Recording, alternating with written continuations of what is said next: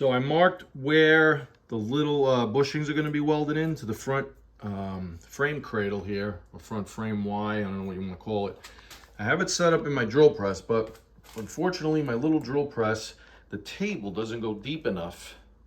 So I found one drill bit that works for now. I'm going to drill the pilot holes, drill both sides as best I can, and then I'm going to step it up in size on the drill bits. My problem is that as I get bigger, the drill bits are longer. So I might have to go over to the big Bridgeport, but I'm going to at least get the pilot bits drilled, and then I'll see. I might just take it down to the final size with an end mill.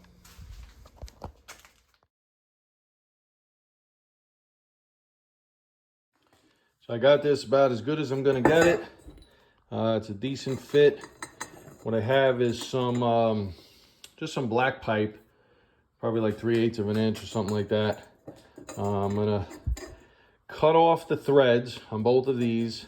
I'll fit this up onto the bike, and I'll see if I could slide the bolts through, get one side roughly aligned, and kind of just tack weld it in place, then trim off the back side, and then I'll do the same thing for the other side. All right, I got everything mocked up, got a couple bolts put through here. Got all the bushings welded. Everything seems to fit pretty nice. Got that mocked up in place, not welded yet. I was just messing with a couple things. I checked the rat ears, they fit nice. I left these long for now. I'm gonna just trim them afterwards and probably cap the bottoms. Or actually, I'll probably take these off now while it's still removable. Cut, cap the bottoms, mark it, do that on the bench, and then weld it in place for the final welding. Maybe put some sort of gusset like across here. Next up is going to be my foot pegs. I got these online. They're bent pretty bad, but I got the kickstand and I got a nice wide foot peg on here. I believe they're from an Xr80 or something, but I forget. So anyway, the plan is something like that in about that area. They definitely are not from this bike because the kickstand hits into the tire. So I'm gonna cut this here where the crack is and probably just do something like that to get the foot peg where I want it to be. Before I do that, I'll finish welding this lower mount. I have to shim behind it, grind this guy down, or possibly just weld around it, because I'm gonna bring a piece of bar stock straight ahead and catch this lower motor mount from there to there. Here's the head I'm going to be working with for the rm65 engine, guys. The head is in almost mint condition except for a few things. I have this little chip right here, and I don't think it's going to affect much. The compression is held in here, and this is perfectly flat for the gasket. If anything, I might start losing a little bit of coolant on this. So I'm going to see if I could just hit it with a dab of weld and then just, you know, sand it down, or maybe mount it in my milling machine and just face it real quick. I don't really want to cut it down any because I don't want to increase the compression. The other problem I'm having is that I don't have these little centering dowels.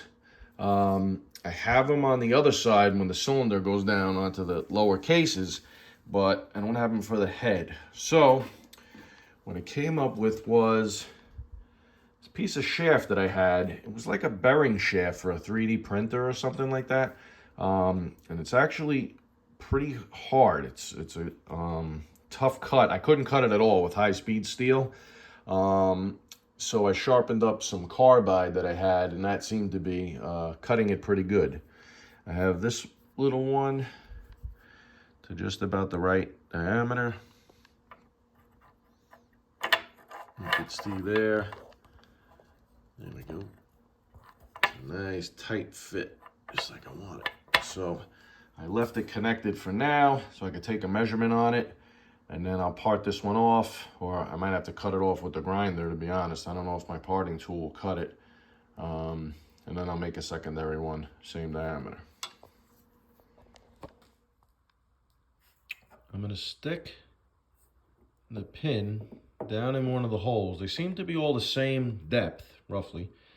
And then I'm gonna take a paint pen and just mark it like that. Try to take a measurement off that. Both of these seem the same. And then looking at the cylinder, there we go. That seems the same also. So I'm gonna measure. I roughly measured it already. So you can see there, I'll probably make it slightly smaller, double that measurement, and then I'll see if I can part it off in the lathe. If not, I'll cut it with the grinder. All right, so I got them both done. I had to cut them with the grinder. I just spun them in the lathe, put a piece of paper underneath so I didn't get the sparks and the grinding dust all over the lathe bed. And now we're just gonna take them one by one and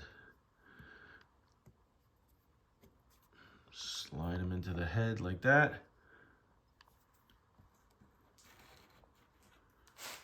Or slide them into the cylinder, I should say, sorry.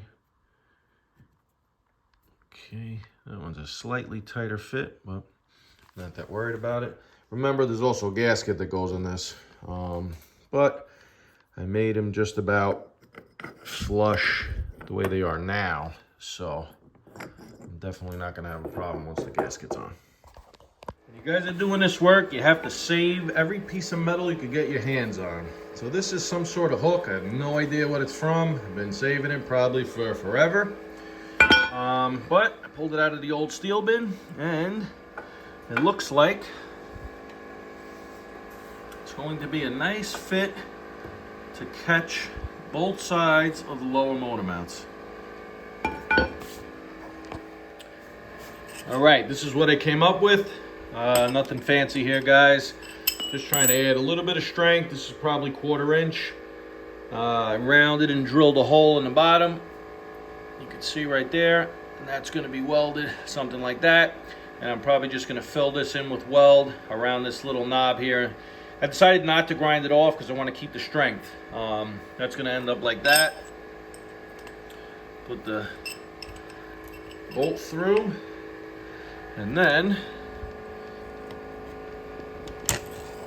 slide that in there, pull that up like that, and weld it in, and that's it. Okay, so I got the one made, came out pretty good. Got this one marked up. Basically going to be identical. I don't think I'm going to put, normally something like this, if it wasn't such a structural point of this bike, I'd probably put some holes down it just to kind of make it look cool, but I think I'm going to leave this solid. Because it's only getting welded on the back here, as I showed you guys, and I want to try to keep as much strength going across as possible.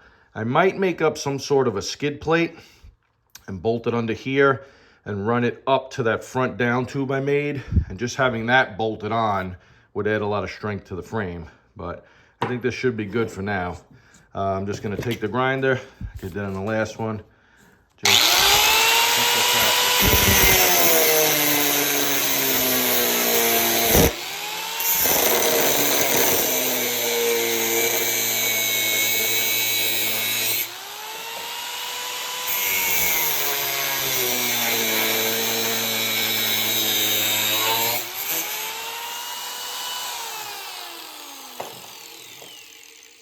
Basically just cut it out with the grinder quickly, go over to my big pedestal grinder, get the shape, and then put it in the drill press and drill the hole. This one is going to need a slight notch over here. I'll show you guys that in a minute. The engine has a rib on the bottom on this side only. So I'll make the little notch, we should be good to go.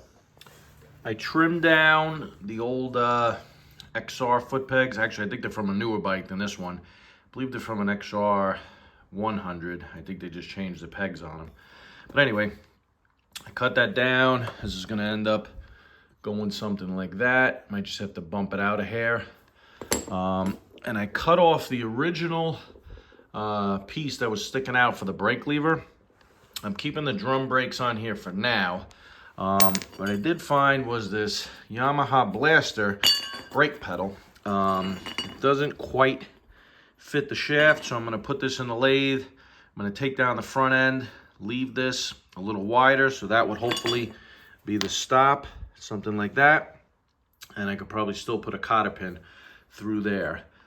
That's gonna mount somewhere along the lines like that. And then the foot peg will go over the top. I'm sure I'm gonna have to redesign this, but at least it'll get me in the ballpark.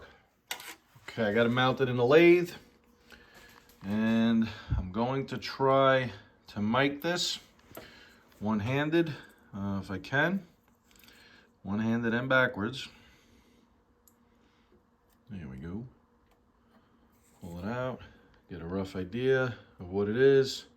596 thousandths. And then come on here, and that's our difference. So need to bring this down to 596 thousandths. I'll go probably a couple thousandths less. I don't need this to be absolutely perfect on there. And it's going to be, you know, getting packed with grease. I'll probably bring this out just a hair to allow a little more grease in there, and should be good. I think that's about it. I brought this shoulder back about 3/16 of an inch roughly. And then now, when I slide the brake pedal on there, it goes across the little groove, the grease groove here, and it'll slightly catch on the other side.